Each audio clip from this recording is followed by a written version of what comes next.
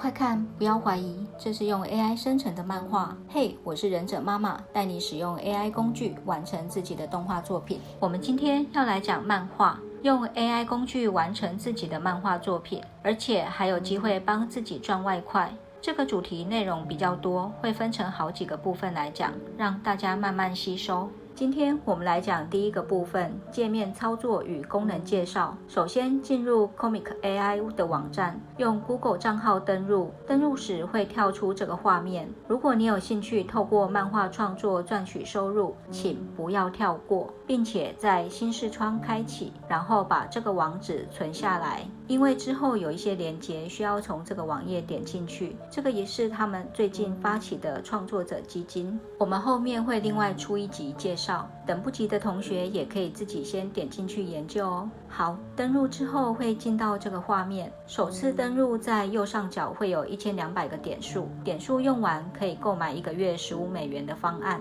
或是需要多少买多少，也可以透过每日签到以及完成任务来获取免费点数。如果你的作品拿去别的地方商用，那就必须成为付费会员。有的 AI 工具免费版就可以商用，有的 AI 工具要付费版才能商用。如果你要商用，这一点一定要看清楚。点选开始创作，这里可以看到一个是漫画创作，一个是角色资料库。我们先讲漫画创作的部分。进入漫画创作，在这里输入作品名称，下面选择风格模型，按下一步进入故事撰写。如果已经有写好的故事，可以在这边直接贴上，或是上传文字档或 PDF 档。如果还没有想法，可以透过这边的引导，选择故事类型范本，在这里输入你的初步想法，它也可以自动生成故事，然后按下一步。如果你脑中已经有分镜画面，但没有写好的故事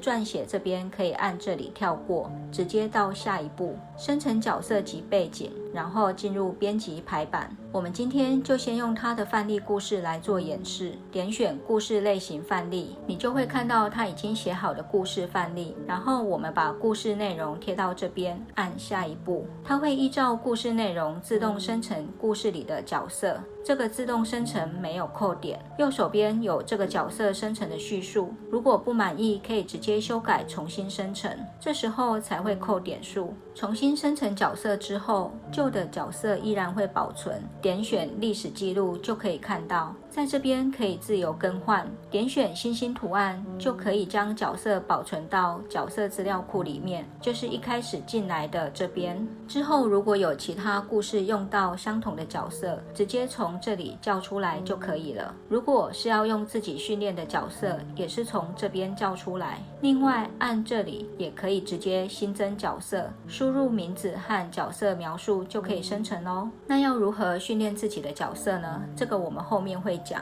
角色都确定后，点选左边编辑开始排版，它这边也会依照你提供的故事情节自动生成各个分镜。第一次自动生成的分镜也是很佛心，不扣点。如果觉得分镜数量不够，还可以按这边批次生成，这里生成就会扣点数。点选这边可以自由插入新的分镜，如果是点选新的分镜，那它会出现在最后面。如果要删除分镜，点选单一分镜的右上角有一个垃圾桶按钮，就是删除。那如果我不满意它自动生成的分镜，要如何修改呢？从分镜图的左上角点进去，会进入到这个画面。我们从左下角开始看，这里可以选择要出现的角色，最多2个，一个分镜最多2个角色。点一下会出现选择位置，点第2下，画面上会出现这个 position 的框框，你就可以缩放以及移动角色的位置。官方的教学里有说，以直的为主，框框大小要符合叙述中预期的大小。例如你是全身，你不能只给它一个头的大小，这样比较不会出错。那如果是要横的镜头呢，像这样子，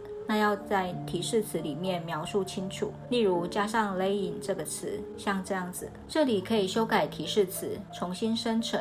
如果不知道怎么改，这里可以自动生成新的提示词。这里可以加入负向提示词，就是我不要什么东西。这里是选择画面解析度大小，再来看中间这边，左边这个是局部修改，点选之后用笔刷选取我们要修改的地方，然后在这边填入提示词，再按生成就可以了。这里可以调整笔刷的大小，完成之后退出。右边这个是放大画面尺寸。再来右下角这边有一个上传图片，你可以开一个空白的新分镜，选择参考模型后上传自己的图片。图片的比例最好是4:3。图片上传后，右手边选择 LMH， 用来调整图片和叙述之间的权重比例。填入图片叙述，再按生成就可以咯。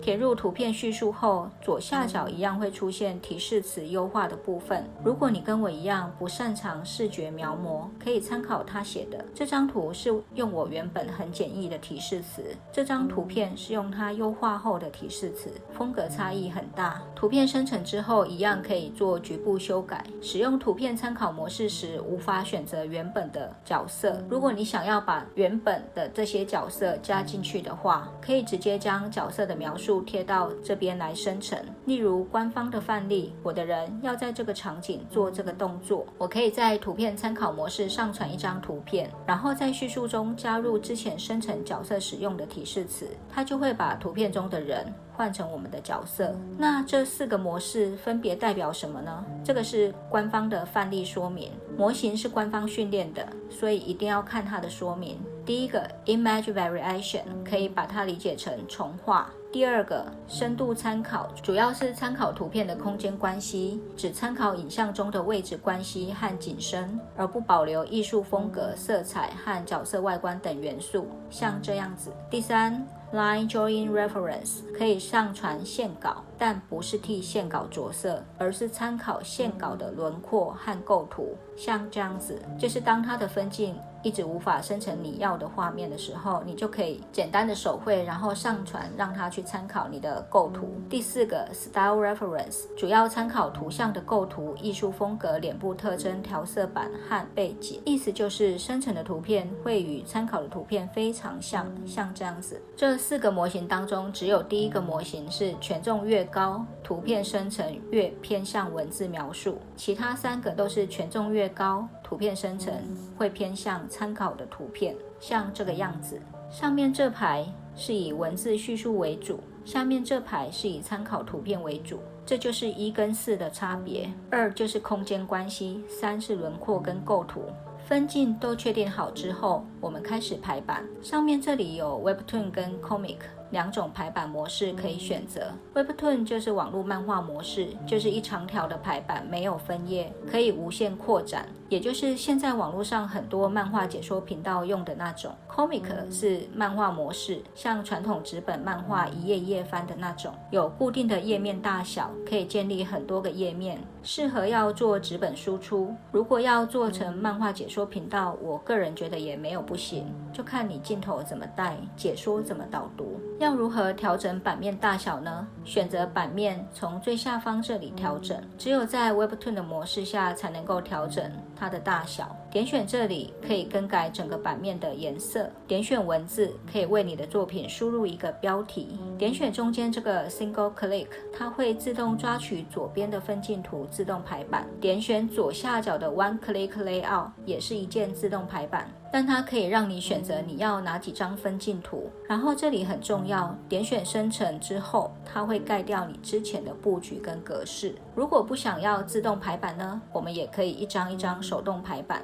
在右手边有一系列的工具，第一个是选择版面，可以一个一个选，也可以一页一页选。选好之后选择框架，点选要放入的图片，或是把左手边的分镜图直接拉进来就可以了。按住 Shift 等比例的缩放，调整图像大小，在图片上面直接点2下就可以放大、缩小、移动原始的图片了。第二个是对话气泡光，选择之后点一下，它就会出现一排工具列，可以修改格式，点2下可以输入文字。它很聪明，当我文字越写越多时，它会自动放大，但是缩太小，文字也会被挡住。所以如果你想要把文字超出对话气泡框，就可以点选左上角的文字功能，让对话气泡框跟文字是分开的2个物件。它可以自由调整长宽，按住 Shift 可以等比缩放，点选这里可以旋转。再来，我们看一下对话气泡框的工具列有哪些功能呢？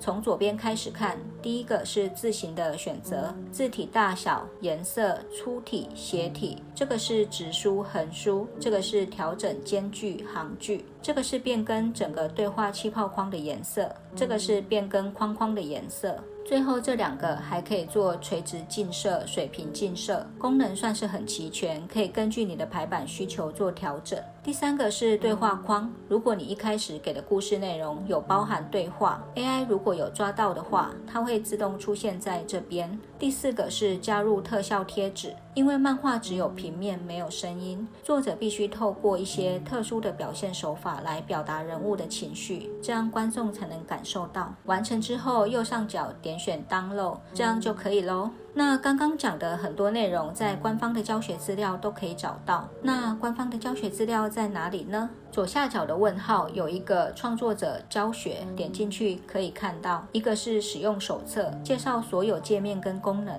另一个是教你怎么写好提示词。这个部分我会做一集带着大家看。我们频道主要的目的是要用 AI 工具完成各种影片，范围可以包含连载漫画、动画、电影、广告片等，最需要的就是角色一致性。评估到目前为止，这种专门创作漫画的 AI 工具以及训练自己的 GPTs 会是最短路径。我们使用 AI 的目的就是要减少重复性的工作，未来再跟大家继续分享这一块。想学习的同学一定要记得 follow 我们频道哦，有问题都可以在下面留言讨论。今天分享就到这边，谢谢大家。是不是很简单呢？赶快去试试看吧！别忘记订阅我的频道、按赞，还有开启小铃铛，让我们一起站在 AI 这个巨人的肩膀上，看得更高更远吧。